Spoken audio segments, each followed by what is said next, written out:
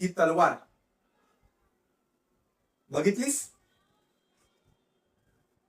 अजूनही कोरी आहे. पण आज आज ही फक्त लोखंड नसेल, तर माझं नशीबही असेल. लोक म्हणतायत, तू कशाला जातोयस? तुला मरणाची भीती नाही का वाटत? मरणाची भीती मरणाची भीती त्यालाच असते ज्याच्याकडे काहीतरी गमवण्यासारखं असतं. पण मी जेव्हा माझं घर सोडलं ना, तेव्हाच मी तेव्हाच मी माझ्या सुखाचा त्याग केला. आई म्हणते आई म्हणते बाळा, की तू परत ये. पण तिला कसं सांगू, ज्या मातीसाठी मी लढतोय त्या मातीचं ऋण हे रक्ताने फिटणार आहे.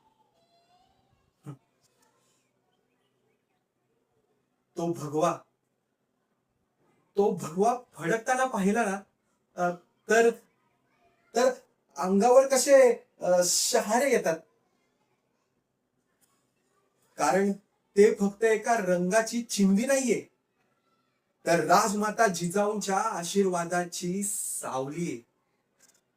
आणि त्या सावलीसाठी जर या तलवारीला रक्ताचा अभिषेक करायचा असेल ना, तर तो मी आनंदाने करेन.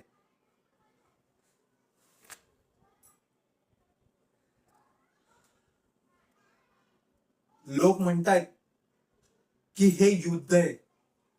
नाही, ही अस्तित्वाची लढाई आहे. आज जर मी घरी बसलो ना, तर मला माझ्या पुढच्या पिढीला असं सांगावं लागेल की मी गप्प बसलो. पण नाही, मला माझ्या मुलांच्या नजरेत नजर घालून सांगायचंय की तुम्ही ताठ मानेने जगा.